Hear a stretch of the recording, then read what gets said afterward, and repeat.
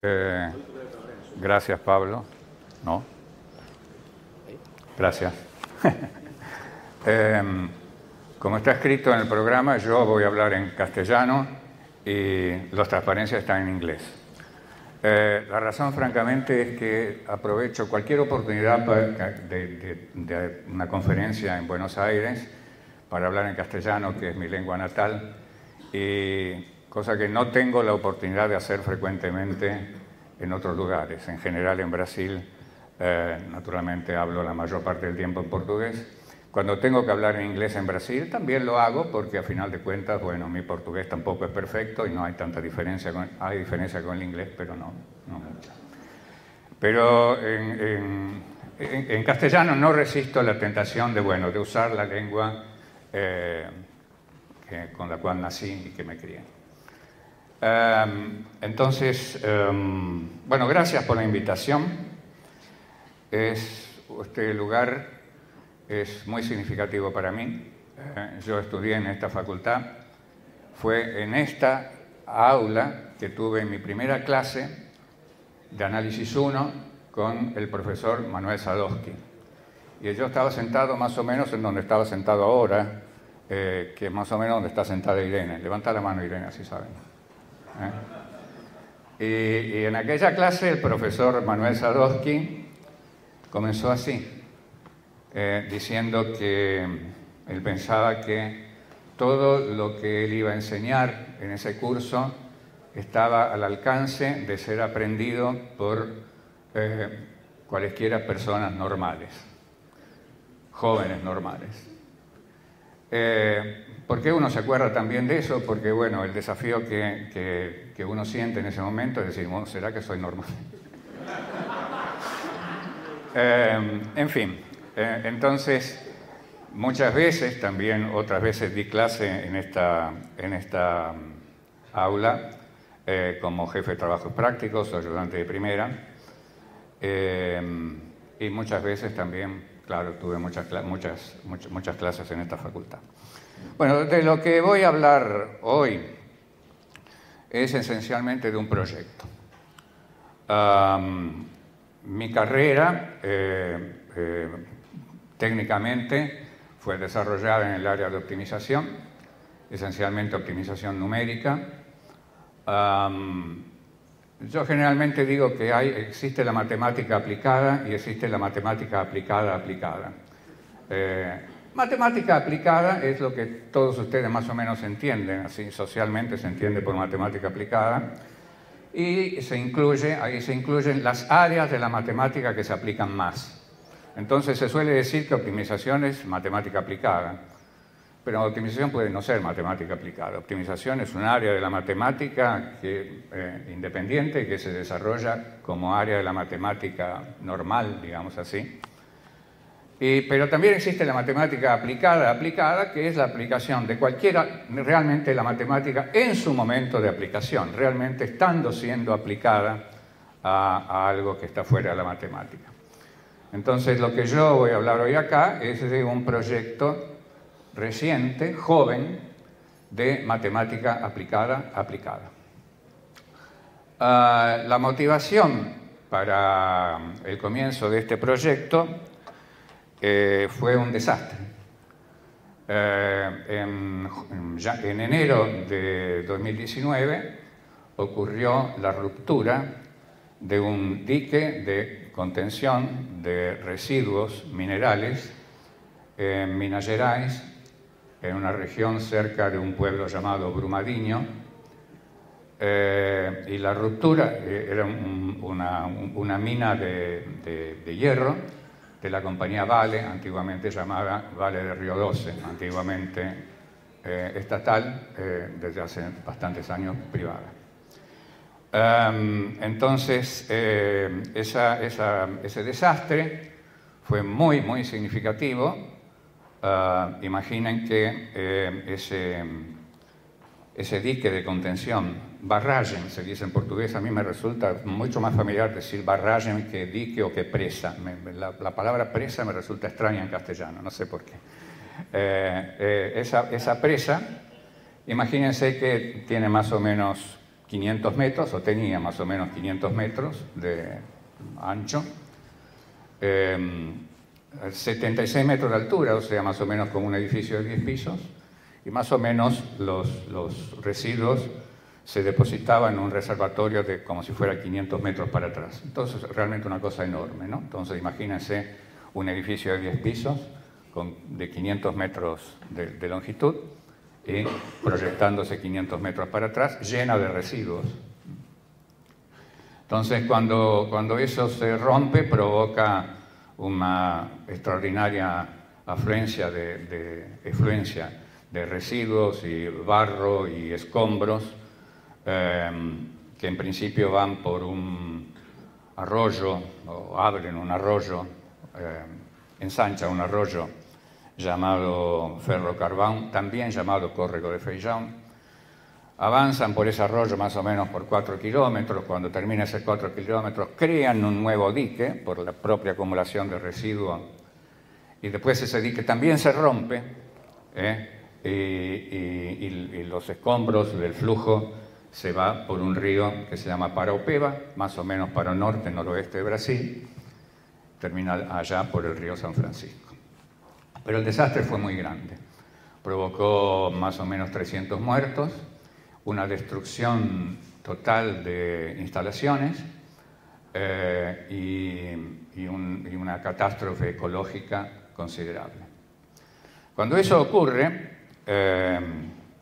tuvimos la idea en el Instituto de Matemáticas de la Universidad de Campinas de estudiar ese fenómeno o ese tipo de fenómenos, sobre todo desde el punto de vista de la mecánica de fluidos, cómo se produce la evolución de ese fluido a lo largo de su trayectoria. Nos juntamos, un pequeño grupo, en realidad yo busqué jóvenes que estuvieran trabajando ya en mecánica de fluidos computacional. Hay jóvenes con esas características en mi departamento, el Departamento de Matemática Aplicada. Y bueno, mi idea es que se pusieran a trabajar, o nos pusiéramos a trabajar, yo desde mi punto de vista un poco más alejado, pero en fin, que nos pusiéramos a trabajar para entender, intentar ayudar en ese tipo de problemática. Y como eso fue muy impactante, paralelamente surgió en el Instituto de Geociencias un grupo ya preexistente que trabajaba en las cuestiones de diques, etcétera, que hicieron un viaje de campo, un trabajo de campo en la propia región de Brumadinho, fotografiando y analizando y haciendo medidas, etcétera, y describiendo lo que había ocurrido. Entonces este grupo se conectó con el rectorado de la Universidad de Campinas para organizar una gran reunión masiva, convocando a todas las personas académicas y también no académicas que estuvieran interesadas en colaborar, en fin, en hacer algún tipo de aporte desde la universidad para la prevención, para el análisis, para la mitigación de los fenómenos de ruptura de diques, que son bastante más frecuentes de lo que uno piensa, y también la cantidad de diques, por ejemplo, que existen, de diques de contención que existen en Brasil, son mucho más de lo que uno piensa. Existen muchos pequeños diques, por ejemplo, que ni siquiera están catalogadas, que se encuentran en el interior de fazendas, y que, bueno, no se sabe cómo son, no se sabe cómo están, no se sabe qué tipo de cuidados tienen, a qué legislación están sometidos, sí, pero si cumplen con la legislación o no, en fin. El problema es bastante grande. Entonces se organizó una gran reunión más o menos en marzo de 2019,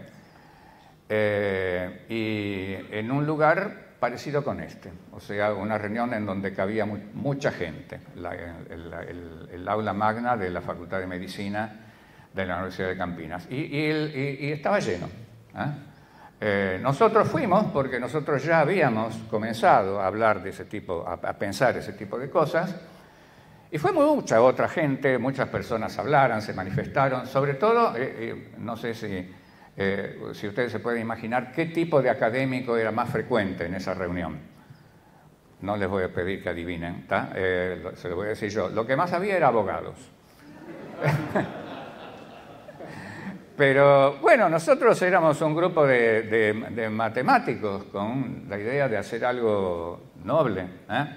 Ahí nosotros nos manifestamos, estamos aquí presentes, vamos a colaborar. Y en fin, claro, eso evoluciona y no evoluciona de manera a constituir un grupo con 600 personas, eso no existe, pero se fue consolidando en un grupo más compacto, que es lo que se llama CRIAP. CRIAP significa Grupo de Estudio en Conflictos, Riscos e Impactos asociados a barragens porque es la palabra en portugués. Entonces, ese grupo existe desde marzo de 2019 y es un grupo donde, bueno, existen 3 subgrupos, eso se consolidó con 3 subgrupos. El subgrupo nuestro se llama de Ingeniería Matemática, resolvimos ponerle ese nombre. Existe un grupo que está más vinculado a Geología, Geomorfología, que se llama de Medio Físico y Biótico. Y existe un grupo más vinculado a cuestiones de ciencias humanas, que se llama Educación y Sociedad, que, bueno, cuida de las personas en sí, la educación ambiental, en fin, y vamos avanzando. Entonces, un poco lo que yo quería contarles hoy es esa experiencia, que, como repito, es una experiencia relativamente joven, no voy a decir nueva, joven, y cómo están yendo las cosas. Bueno, vamos entonces. ¿Cómo será esto? No sé. A ver dónde tengo que apretar para seguir a la siguiente. ¿La haces vos? No, hacia acá. No, lo hago yo, está bien. Esto mejor. Ajá. Bueno. Bueno, aquí tenemos algunas características físicas de cómo era el dique. 9,7 millones de toneladas de residuos y escombros que fueron arrojadas a las corrientes, 76 metros de alto, una cresta de 720 metros, un área total de 250.000 metros cuadrados, tenía 18 millones de toneladas de residuos. Y lo que es interesante, que ese tipo de dique se hacía, parece que ahora está prohibido, pero se hacía de la siguiente manera: cuando un dique se llenaba, el reservatorio se llenaba, entonces se construía otro dique encima de los propios residuos y con los propios residuos, ¿no? Entonces eso se llama amontante, una construcción amontante se llama eso, y se considera que es riesgosa, no es lo más recomendable. Bueno, la avalancha se calcula que alcanzó 90 kilómetros por hora en los primeros 500 metros. Lo otro es lo que yo les conté, que vino por el córrego de Feijão y siguió por el río Paraopeba. ¿Mueve acá? Ok. No, esto es para adelante, para atrás.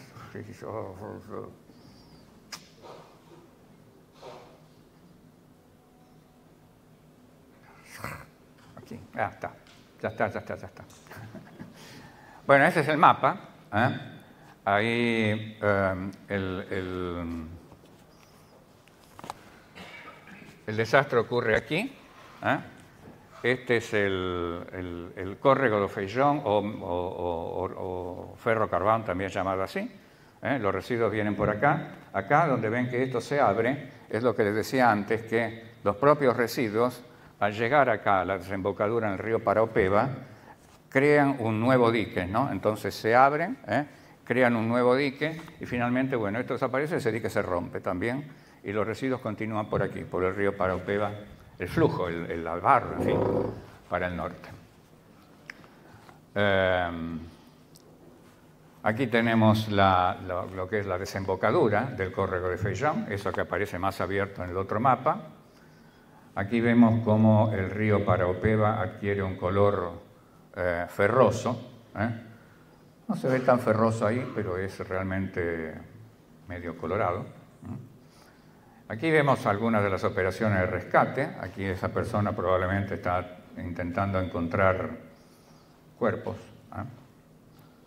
Aquí vemos el estado de devastación, ¿no? De devastación que provocó el desastre. Imagínense que donde no vemos vegetación, había vegetación antes del desastre. Entonces eso es como las cosas quedaron. Aquí vemos los equipos de rescate trabajando. Y bueno, aquí llegamos a la fundación de nuestro grupo, que tiene ese logotipo que aparece ahí. En septiembre de 2021, el CRIAP pasó a ser un grupo de trabajo del Instituto de Estudios Avanzados de la Universidad de Campinas. Entonces, ese es el estatus legal que tenemos en este momento. Somos un GT, Grupo de Trabajo del IDEA de la Unicampi. Los grupos son el grupo dirigido por el profesor Picanso, que es el coordinador general, el grupo de Educación y Sociedad, dirigida por la profesora Claudia Pfeiffer, y el grupo de Ingeniería Matemática, que es coordinado por mí. Tenemos un seminario semanal, todos los viernes a las 13 horas, del cual participan, un seminario del grupo de Ingeniería Matemática, del cual participan 20-25 personas flotantes, algunas muy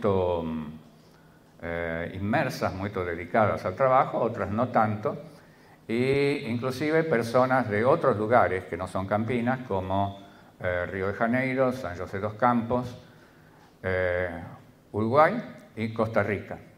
Tenemos un miembro de Costa Rica. En octubre del 2022 organizamos una jornada de ciencia en la plaza, porque uno de nuestros objetivos, y sobre todo uno de los objetivos vinculados al grupo de Educación a Sociedad, consiste en la difusión de la educación ambiental, de la importancia de los problemas, de cómo la universidad es capaz de lidiar con ese tipo de problemas, con las herramientas que tiene, y que eso tiene que llegar a la sociedad de diversas maneras. Y una de las maneras que decidimos implementar son jornadas de ciencia en la calle, ciencia en la rúa. Durante la pandemia, es evidente, no pudimos hacer jornadas de ciencia en la calle, pero bueno, después de la disminución de la pandemia, conseguimos hacer la primera jornada de ciencia en la plaza, en este caso. Aquí tenemos una exposición que se realizó en el Instituto de Geociencias en noviembre de 2022, conteniendo pósters y presentaciones de diferentes miembros de los grupos. Aquí tenemos esto también fue hecho presentado en la jornada de ciencia en la plaza. Lo que vemos ahí son varios estudiantes muy jóvenes. Esa es una característica del grupo de Educación y Sociedad. El grupo de Educación y Sociedad tiende a captar estudiantes muy jóvenes que están comenzando las carreras y ellos, bueno, trabajan intensamente, colaboran, hacen sus propias cosas, etc. Y lo que ellos están haciendo ahí, lo que ustedes ven que están haciendo, ellos están colgando con unos broches unas páginas. Esas páginas son las páginas de un libro. Escribimos un libro con aportes de los diferentes miembros del CRIAP. Ese libro está completo, pero está ahí todavía no publicado. Y resolvimos presentarlo en la jornada de Ciencia de la Plaza en esa forma, colgados en cuerdas, colgados con broches, porque es así, eso tiene una tradición brasileña, que es la literatura de cordel. La literatura de cordel, la palabra cordel, viene de que los poemas eran colgados de cordeles para que las personas pasaran y los leyeran. Entonces, nosotros resolvimos hacer eso, pero con un libro científico, que, bueno, eso probablemente debe ser la primera vez que se hace. De nuevo, en la exposición del Instituto de Geociencias. Aquí una pequeña muestra de cuáles son, bueno, una pequeña no, es una muestra de cuáles son todos los capítulos del libro que escribimos. Ahí, bueno, pueden leer sedimentos, biota contamination, tailing, dam bursts, fitotecnologías, un artículo general de producción de desastres en la mineración de larga escala, el uso de Internet de las cosas para crear tecnologías capaces de alertar, prever desastres, la legislación brasileña en el cuidado de presas, ahora las partes más de ingeniería matemática, modelos matemáticos en canales naturales, modelos matemáticos de brechas en diques, la identificación de impactos, esto más estadístico, en la ruptura de presas, cálculo de parámetros requeridos para la simulación de fluidos, esta es la parte más vinculada a optimización, y el uso de un software, el software HEC-RAS, que se usa para simulaciones bidimensionales. Bueno, hay tres grandes cuestiones. Las grandes cuestiones son, dadas las características de un dique en particular, cómo está hecho, cuál es la ingeniería del dique, cuál es la antigüedad del dique, cuál es el sistema de manutención, en fin, todas las características, las dimensiones del dique, cuál es la probabilidad de ruptura en los próximos N años. O sea, esto es cosa previa, ¿no? O sea, tenemos el dique, tenemos características, queremos saber cuál es la vida probable sin rupturas de ese dique. Segundo, dadas las características de un dique y un evento de ruptura consolidado, ya ocurrido, ¿cómo se produce la ruptura? ¿Cómo se abre una brecha? ¿Cómo se rompe efectivamente el dique?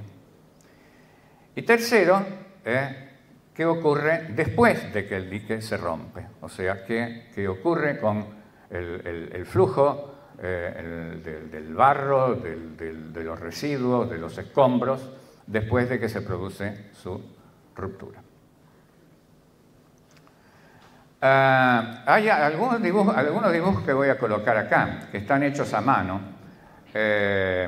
porque con eso yo quise reflejar cuáles fueron las primeras ideas que surgieron en nuestra cabeza cuando pensamos, bueno, vamos a trabajar en este tipo de problemas. Entonces, las primeras ideas siempre es un dibujito que uno más o menos hace en un papel, ¿tá? Entonces, este dibujito refleja lo que nosotros pensábamos en el grupo de ingeniería matemática que en principio podríamos hacer. Entonces, nosotros pensamos, bueno, tenemos el reservatorio ahí, acá tenemos el dique, acá tenemos, bueno, se rompe, ¿tá? Acá tenemos el córrego de Feijón o ferrocarbón, aquí tenemos el río Paraopeba, y lo que pensamos en ese momento es el siguiente. Bueno, en la primera parte vamos a hacer un modelo tridimensional, mecánica de fluidos tridimensional. En la segunda parte, donde la cosa ya funciona más como agua corriendo, digamos, como un fluido corriendo, vamos a hacer un modelo bidimensional. Y en la tercera parte, cuando ya se trata del flujo de barro o de agua o de residuos en un canal unidimensional, vamos a hacer una modelización de mecánica de fluidos siempre unidimensional. Saint-Venant, ya vamos a ver lo que significa eso. Saint-Venant es el tipo de ecuaciones que se usa en mecánica de fluidos unidimensional cuando se trata de modelar flujos en un canal. Ese señor, el Visconde, creo que era Visconde de Saint-Venant, 1797-1886, creó esas ecuaciones de la mecánica de fluidos unidimensional, naturalmente en su periodo de vida, o sea, en los siglos XIX. Las ecuaciones de Saint-Venant son esas ecuaciones que están ahí. Mientras ustedes más o menos leen lo que está escrito ahí, les voy a contar un poco la historia personal de mía y de otras personas, inclusive algunas aquí presentes, con esas ecuaciones. En 1973, nosotros trabajábamos en esta facultad como docentes auxiliares. Algunos se dedicaban a álgebra, otros a geometría. Yo particularmente estaba interesado en cosas como el álgebra ordinal y el análisis no estándar. Y es gracioso, ¿no? Después uno termina en matemática aplicada, no se sabe cómo. Y por las circunstancias que estaba viviendo la Argentina en ese momento, decidimos hacer matemática aplicada. Y entonces nos vinculamos con una institución que se llamaba Laboratorio Nacional de Hidráulica, que dependía del Instituto Nacional de Ciencia y Técnica, y que actualmente se llama Instituto de las Aguas, si no me equivoco. Existe el Instituto Nacional de Ciencia y Técnica, se llama así. Bueno, está bien, tuvimos un cierto contacto con esa institución, que terminó de manera catastrófica, como ocurre con los diques mal construidos y con los eventos políticos en Argentina. La circunstancia catastrófica fue la captura del gobierno de esa época por una banda fascista, con Ivanišević y en fin, y bueno, y todos nos echaron, ¿tá? Entonces eso ahí terminó. Eso fue en 1973-74. Bueno, lo que importa aquí es que durante ese periodo, en el aula 4 de esta facultad, vino un señor, un ingeniero del Laboratorio Nacional de Hidráulica, y nos explicó las ecuaciones de Saint-Venant. Ese ingeniero, si no me engaño, se llamaba Pujol. Y él nos explicó las ecuaciones de Saint-Venant de manera muy simple. Nos dice, bueno, la primera ecuación es la ecuación de conservación de la masa. Y uno le entiende fácil la ecuación de conservación de la masa, porque uno piensa que tiene un canal por acá, el agua entra por acá, sale por acá, entonces podría ser que lo que entra también sale, pero la cosa cambia un poco acá adentro, entonces lo que entra y lo que sale en el periodo de tiempo, bueno, eso evoluciona de manera que la masa se conserva. Y la segunda ecuación es la ecuación de conservación de la cantidad de movimiento, que esencialmente dice que con la cantidad de movimiento es masa por velocidad o momento lineal, pasa lo mismo con la masa, o sea, se conserva. Pero bueno, se conserva, pero ahí tiene algunas cositas, ¿no? Que es lo siguiente, cuando uno tiene una inclinación, la cantidad de movimiento no apenas se conserva, el flujo se acelera, ¿no? Porque cuando uno está, si hay una inclinación, hay un plano inclinado, por lo tanto la velocidad aumenta. Entonces, además de un término que es parecido con la conservación de la masa, aparece un término que acelera las cosas. Pero por otro lado, también aparece el rozamiento, por la rugosidad, etcétera, que frena las cosas. Entonces, además del término que acelera, aparece un término que frena. Entonces, y él nos explicó las ecuaciones de Saint-Venant exactamente de esa manera, de manera tan bien explicada que yo me acordaba más o menos 50 años después, o sea, un par de años atrás, ¿no? En fin, me acordaba, quiero decir, existía eso y bueno, conseguía reproducirlas. Entonces, en estas ecuaciones aparecen todas las variables de estado. Eso que se llama A es el área transversal, eso que aparece ahí que se llama Q es el caudal, caudal. Z es la elevación, R es una cosa que se llama radio hidráulico, que es el área transversal dividido el perímetro mojado, y ese NG, el NG al cuadrado ahí, ese es el coeficiente de rugosidad o coeficiente de Manning. Una de las cosas que se hace cotidianamente en este tipo de problemas es hacer modelos en donde el problema inverso, lo que uno quiere es la estimación del coeficiente de Manning. Ese es un problema importante y es un problema misterioso. Misterioso no es la palabra, en fin, es un problema delicado, porque el coeficiente de Manning depende de muchas cosas. Entonces, no es que uno dice, el material este es el material, por lo tanto el coeficiente de Manning es 0,53. No es así. Hay muchas otras circunstancias que hacen que el coeficiente de Manning cambie. Uno no tiene claro si ese coeficiente de Manning, que ahí aparece como una cosa que parece constante, tiene que ser constante o puede variar a lo largo del canal. Evidentemente puede variar. Y también puede ser que varíe a lo largo del tiempo. Y ahí ya hasta que uno dice, bueno, está bien, pero entonces no es nada, ¿no? Porque hay demasiada libertad, ¿no? Si puede variar así, entonces cualquier cosa que dé da lo mismo. En fin, todo eso es el tipo de dificultades que uno encuentra en problemas inversos, ¿no? Los problemas inversos son cosas que navegan entre la imposibilidad y la trivialidad, ¿no? Bueno, entonces esas son las famosas ecuaciones de Saint-Venant, y acá tenemos unas figuras ilustrativas. Ahí aparece el área mojada transversal, perímetro mojado, la profundidad, etc. Aquí aparece la sección longitudinal, lo que sería un canal unidimensional. Entonces acá tenemos la superficie del agua, acá tenemos la superficie del lecho, ¿no? H es la profundidad sobre la superficie del agua, Z es la elevación, que es sobre un nivel absoluto. Bien,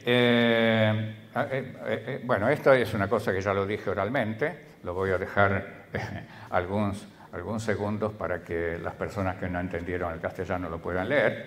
En fin, lo que dice ahí es que el coeficiente de Manning es una cosa delicada, que uno tiene que tener en cuenta que puede variar, pero si lo deja variar mucho, ya no vale, ¿no? Ya está robando, porque podría ser cualquier cosa. Muy bien.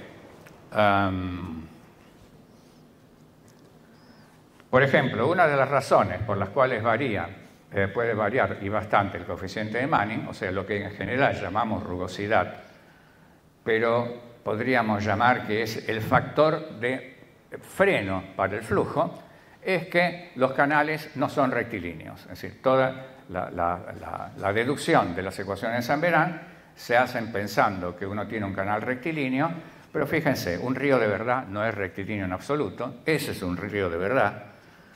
Ustedes ven que tiene unas vueltitas ahí, ciertamente el ancho no es constante, la profundidad, no, nada es constante ahí, y por lo tanto, todo lo que hace que en un modelo se diferencie de la realidad, en el modelo de tipo Saint-Venant es cargado, no coeficiente de Manning. O sea, ¿cómo que una curva, ¿sí? Una curva cerrada, etcétera, va a aparecer en el modelo? Cuando uno hizo un modelo que es para un modelo rectilíneo. Bueno, porque quien se encarga en un modelo de rectilíneo de ajustar la cosa para que el rectilíneo funcione como el curvilíneo, es un coeficiente mágico que se llama coeficiente de Manning. Y eso es muy común, ¿no? Eso es muy común en la matemática aplicada, o en las aplicaciones de la matemática. Uno hace un modelo que no corresponde a lo que uno quiere exactamente, y entonces uno pone en el modelo que no corresponde a uno que no quiere algún parámetro que se encarga de manipular las cosas para que se parezca a la realidad que uno quiere imitar.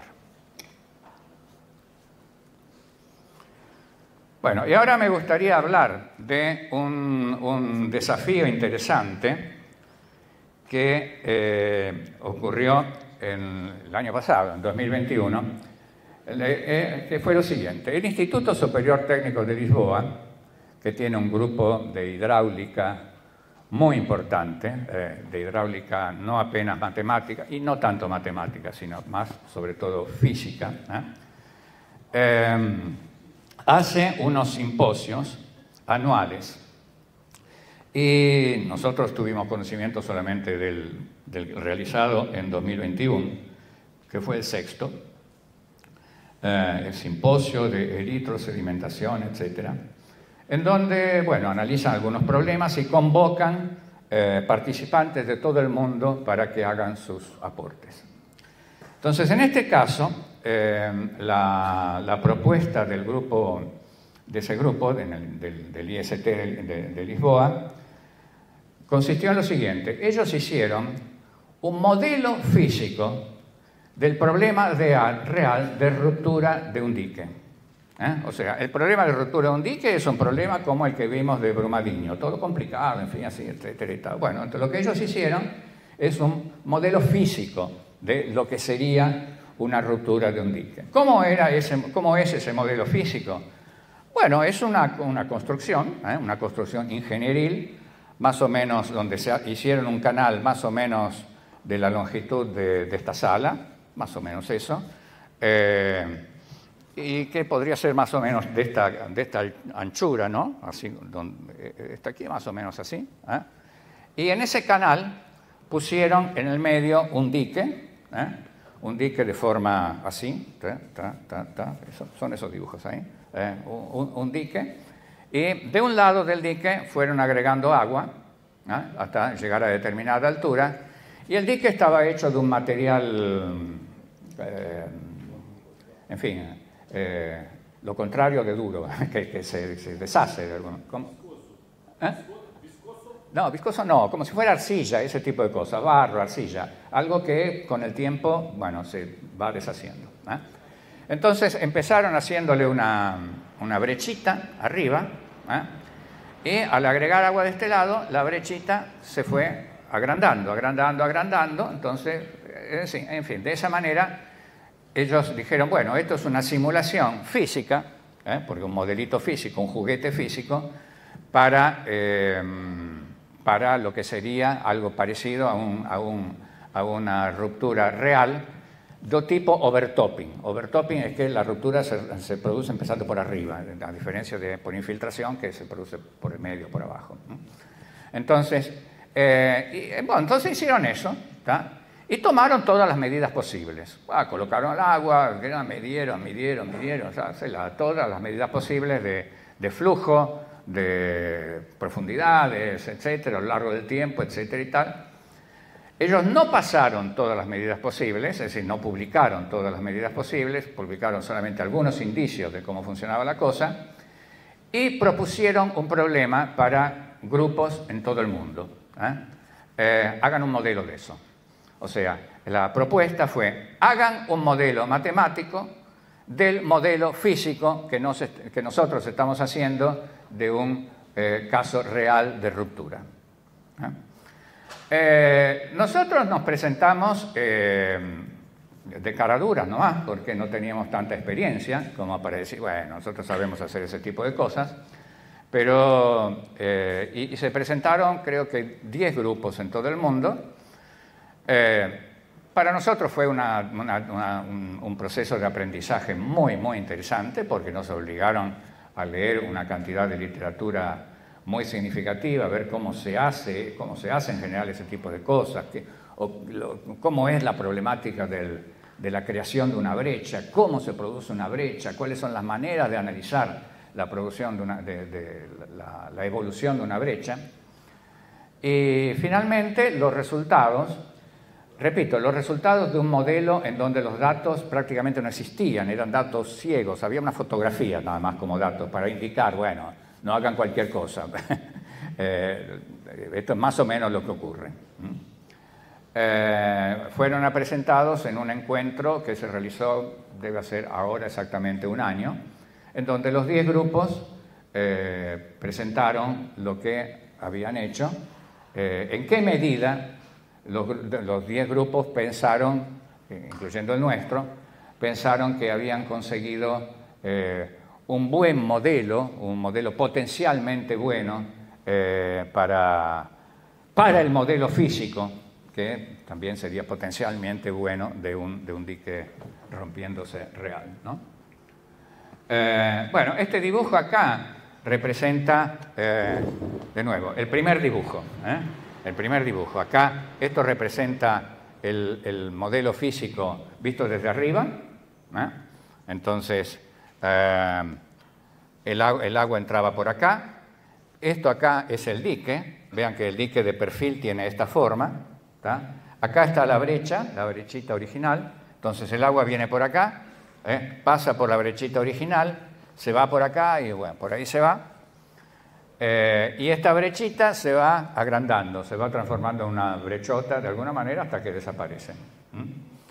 Y bueno, esto ustedes no lo deben estar viendo, porque a menos que tengan visión de rayo X, ¿no? Porque la mesa lo tapa. Es el corte vertical. Muy bien, entonces, bueno, aquí un ejemplo de cómo se va, esto es ideal, no tiene nada que ver con la realidad. Estas son las fotografías que ellos enviaron. Dijeron, bueno, miren, después de 1800 segundos sacamos una fotografía y se ve esto. Después de 3000 segundos sacamos una foto y se ve esto. Después de 3929 segundos sacamos una foto y se ve esto. Y después se acabó. Entonces, ¿cuáles fueron los resultados? Como yo les dije antes, lo que nosotros hicimos de manera osada, digamos así, es meternos en un tema donde evidentemente todos los otros grupos sabían más que nosotros. Por ejemplo, hay unas coeficientes y unas ecuaciones de parámetros para el aumento de brecha, que se llama una fórmula de Exner y tal, que nosotros aprendimos que eso existía el día que fueron las presentaciones finales. Nosotros no conocíamos eso. Pero el hecho de haber empezado a hacer las cosas como amateurs, aficionados, de alguna manera nos llevó a una cierta osadía involuntaria. Por ejemplo, nosotros aprendimos que la forma natural que las personas, todos los otros grupos, hacían ese tipo de cosas es encarando un modelo bidimensional desde el primer día y no se habla más de eso. Entonces lo hicieron bidimensional y adiós, qué sé yo, ecuación de Navier-Stokes, fenómeno, gracias. Ecuación de Navier-Stokes, que sea lo que Dios quiera. Y nosotros, como no es que nosotros no conociéramos, es decir, personas de nuestro grupo sí conocían las ecuaciones de Navier-Stokes bidimensional, pero no teníamos familiaridad en ese momento con ningún software adecuado para ese tipo de cosas. Entonces encaramos el problema de una manera unidimensional. Entonces, con esas ecuaciones de San Venant, ¿no? Con una adaptación de esas ecuaciones de San Venant, que esencialmente la adaptación consistió como si dijéramos, bueno, vamos simplificando, y si dijéramos, bueno, voy a rodar las ecuaciones de San Venant durante un segundo y después de un segundo voy a modificar la brecha y después rodo otro segundo, modifico la brecha, etc. No es exactamente eso, en realidad se juntaron las dos cosas para crear unas ecuaciones de San Venant con brecha. La consecuencia fue la siguiente. En términos con la presentación de los resultados, etc. En términos de si los resultados fueran razonables o si no fueron razonables, los resultados en términos de cómo se supone cuán bien o mal los diferentes grupos simularon lo que debería haber ocurrido. Simplificando, se puede decir que más o menos todos dieron los mismos resultados, inclusive los nuestros. La única significativa diferencia es que el modelo nuestro no demora nada y el modelo con las ecuaciones San-Venant bidimensionales demora 8 horas, por lo menos 8 horas, con las ecuaciones bidimensionales. Claro, ustedes pueden decir, ¿y qué importa? Digamos, 8 horas, no sé, si un dique que se rompe, que demore 8 horas, en fin. No, eso importa por lo siguiente, porque en este proceso no está incluido el ajuste de parámetros. ¿Por qué no está incluido el ajuste de parámetros? Porque no había datos, no nos dieron los datos para el ajuste de parámetros. Entonces, en el momento del ajuste de parámetros, el modelo no tiene que ser rotado una vez, demorando 5 minutos o 8 horas. Tiene que ser rotado 1, 2, 3, 4, 5, 6, en fin. Ahí viene la optimización, ¿no? Tiene que ser rodado muchas veces para que se ajuste a los datos observados. Entonces, es significativo que cuando uno resuelve el problema directo, es importante, es significativo que resolver el problema directo demore 5 minutos y no 8 horas. Porque cuando llega la hora de ajustar los parámetros, una cosa es que la función objetivo demore 5 minutos en ser evaluada y otra cosa es que demore 8 horas en ser evaluada. Muy bien. Mi plan no era, bueno, tengo una charla con esta longitud y voy a terminarla y si no me voy a apresurar y voy a correr mucho para terminar. No voy a hacer eso. Entonces voy a pasar brevemente, tenía pensado hablar de otros dos casos que nosotros analizamos. Voy a pasar brevemente por uno de ellos, que es lo siguiente. Este caso tiene una connotación pedagógica. ¿Por qué? Porque a principios de 2021 yo decidí dar un seminario que se ocupara de estos temas. Pero decidí dar un seminario donde los alumnos tuvieran alguna vivencia práctica en hacer algo. Y lo que se me ocurrió para que ellos tuvieran alguna vivencia práctica es que ellos fueran a diferentes ríos, arroyos de nuestra región, de Campinas, hay muchos, y que hicieran medidas elementales, medidas a ojo desnudo, a ojo, de algunas cosas, y con esas medidas dedujeran cuál era el perfil verdadero de un área transversal. Una cosa muy específica, pero en realidad cuando uno quiere programar y resolver bien las ecuaciones de San-Venant, muchas veces supone que el área transversal es rectangular, pero no es. Entonces, muchas veces uno hace esa suposición y ahí quien paga por esa suposición es el coeficiente de Manning, naturalmente, pero en fin, uno muchas veces hace eso, pero lo ideal sería que tuviera una versión del área transversal que fuera razonable. Entonces, yo planifiqué para que ellos pudieran hacer eso y ahí vino la pandemia.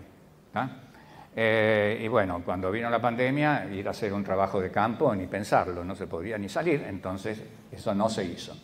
Entonces pero al mismo tiempo yo tenía el curso rodando y tenía a los alumnos online pensando en ríos y en ruptura de diques y qué sé yo. Entonces, ¿qué hago? Bueno, entonces yo les dije, bueno, inventen un río. Cada uno de ustedes va a inventar un río y va a calcular cuál es el área transversal con el método que pasamos a describir. El método que pasamos a describir es este. Bueno, no, acá está bien. El método que pasamos a describir es este. Es imaginar que vos está observando aquí, vos observa, este es el río, acá tenemos el agua, vos observa aquí, vos observa esta inclinación, vos, por favor. Bueno, después me van a decir que me equivoqué, que dije 700 palabras en portugués en el medio, pero mi intención era no decir ninguna. Uno observa esta inclinación, uno observa esta distancia, observa esta inclinación y deduce cuál es una curva. Bueno, la gracia de la historia es que cuando mis alumnos se pusieron a inventar las observaciones para deducir las curvas verdaderas del corte del área transversal, vino uno y me dijo, profesor, me acontece una cosa rara. Sí, dijo, me acontece, estaba hablando en portugués. Me ocurre una cosa rara. No, ¿qué te ocurre? la curva, yo estoy parado acá y la curva de la costa me da que se eleva delante de mí y eso no puede ser, porque ¿cómo no puedo ver lo que está abajo si la curva se eleva? Bueno, sí, eso es verdad, eso podría ocurrir, ¿tá? Eso podría ocurrir porque de la forma como yo había pensado, bueno, les había dicho, ustedes hacen esta medida, se interpolan por splines. Bueno, pero interpolando con splines, con ecuaciones cúbicas, eso puede ocurrir. La ecuación cúbica puede tener un montecito, y uno no quiere montecitos. Entonces eso nos llevó a inventar otro tipo de interpolación, que no fuera con interpolación cúbica, sino que fuera con una mezcla de interpolaciones lineales y cuadráticas conservando derivadas segundas. Muy bien, eso es un ejemplo de que un pequeño aporte de matemática aplicada sin ser dos veces, porque un caso de interpolación, digamos que sería un nuevo método de interpolación, puede surgir de una cosa muy específica de matemática aplicada. Entonces, voy a pasar a las conclusiones ahora, y ahí van a pasar varias transparencias. Ustedes van a ver que yo pensaba que a lo mejor podía decir más cosas, pero también pensaba que tal vez no. Entonces, vamos a pasar a las conclusiones.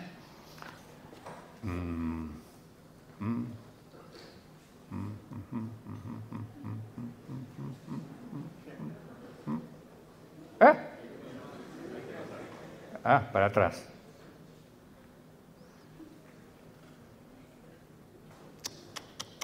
No, ya va. End of presentation es click o sí. Bueno, está bien, se fueron las conclusiones, pero yo me acuerdo cuáles son, no importa. Bueno, las conclusiones. Las conclusiones son, primero, el CRIAB es un proceso de aprendizaje y va a ser siempre un proceso de aprendizaje. Es decir, mi intención original, que era convencer a mis jóvenes colegas de especialistas en mecánica de fluido computacional que se interesaran por este problema y que trabajaran.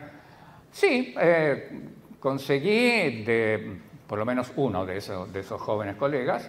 Bueno, está muy bien, porque él tiene sus propios alumnos, etcétera. O sea que, desde el punto de vista pedagógico, eso funciona. Y además, la interacción con la gente de educación y sociedad y de la gente de geofísica es muy rica. Nosotros estamos en la academia y entonces somos perfectamente conscientes de que vamos a conseguir continuar en la medida que consigamos integrar las actividades específicamente aplicadas con las actividades académicas de tipo nuestras clases, nuestras orientaciones, nuestros papers. O sea que el pensamiento más radical, digamos así, no, qué sé yo, lo que hacemos normalmente es muy inútil, entonces vamos a hacer solamente este tipo de cosas, no funciona.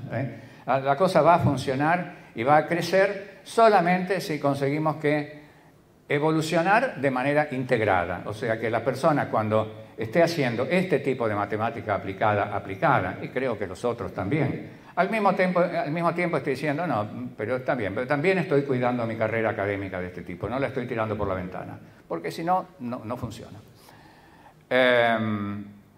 Mecanismos organizacionales muy simples, que son seminarios semanales, reuniones extraordinarias cada 6 meses, y bueno, y es eso, ¿no? Tenemos 25 más o menos participantes flotantes, inclusive hay algún participante flotante que se niega a participar en los seminarios, pero no importa.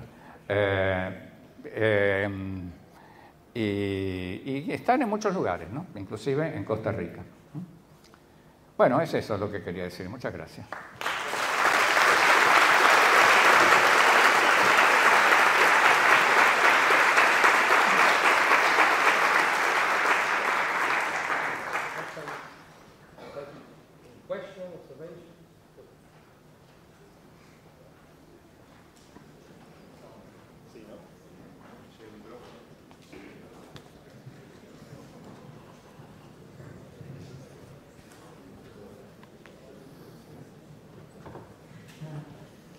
Professor Mário Martins, muito obrigada. Eu sou brasileira e realmente esse tema que o senhor escolheu nos afeta e é muito sensível para todos nós. Muito obrigada, um belíssimo tema. Mas, professor, eu fiquei curiosa. O senhor falou que naquela histórica reunião lá no auditório de medicina da Unicamp, a maioria eram advogados. E afinal, professor, nos 3 grupos, onde estavam os advogados? Desaparecieron todos.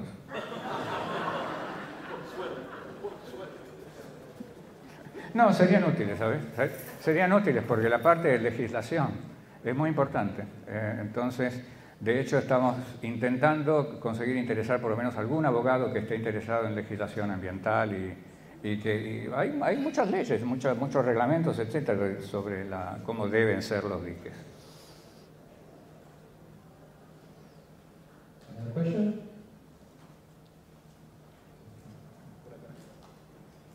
O que de fato se conseguiu com as investigações que...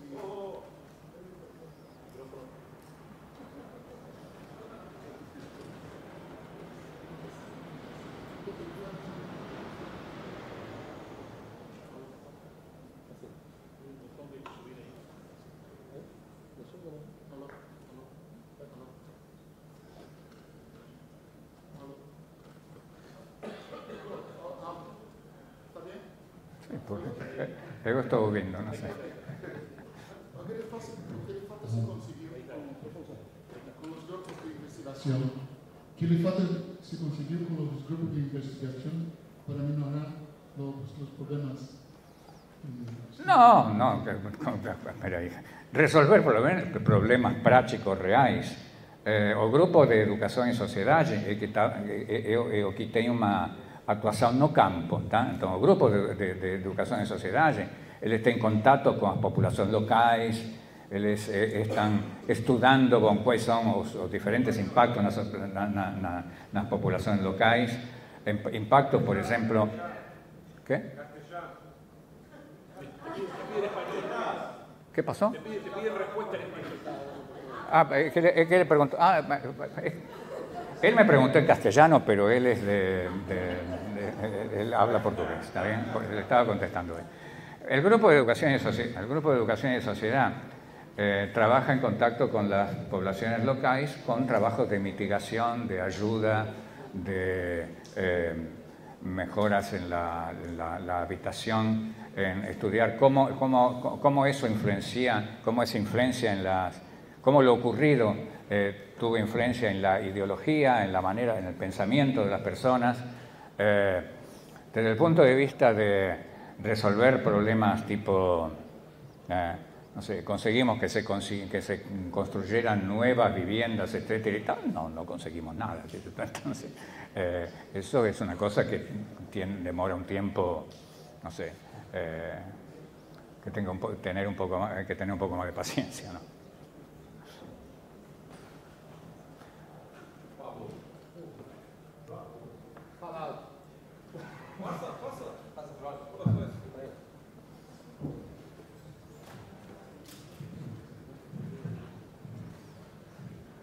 Professor, muitas graças pela charla. O senhor falou a respeito da probabilidade de ruína em N anos. E o problema inverso, eu quero saber o tempo esperado para a ruína. Bom, tá bom, são os dois problemas estão juntos, né? Ou seja, quando eu falo a probabilidade de ruína en N años, estou pensando castellano, ¿no? Pero él le preguntó en portugués. Cuando hablo de la probabilidad de ruina en N años, estoy pensando también en el tiempo esperado de la ruina. Todos esos problemas, digamos, probabilísticos, estadísticos, están en nuestras miras, ¿no? Están en nuestros proyectos. Confiamos en atacar eso con ese tipo de cosas con energía el próximo año.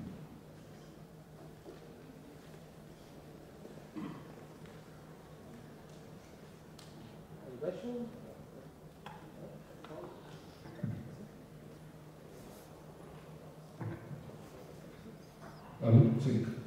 Muchas gracias, profesor, por su presentación y también por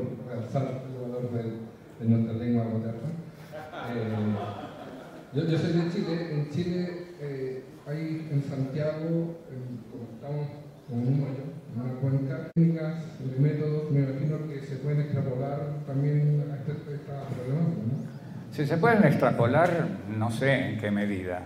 Ciertamente el tipo de pensamiento, el tipo de acercamiento es muy parecido al que uno usa con los aluviones, ¿no? Es parecido. Ahora, ciertamente debe haber, así como te puedo decir que hay mucha literatura que conocemos, digamos, que estudiamos, que leímos sobre ruptura de diques, estoy seguro de que hay mucha literatura sobre aluviones que no la leímos, entonces, pero que existe, seguro que existe.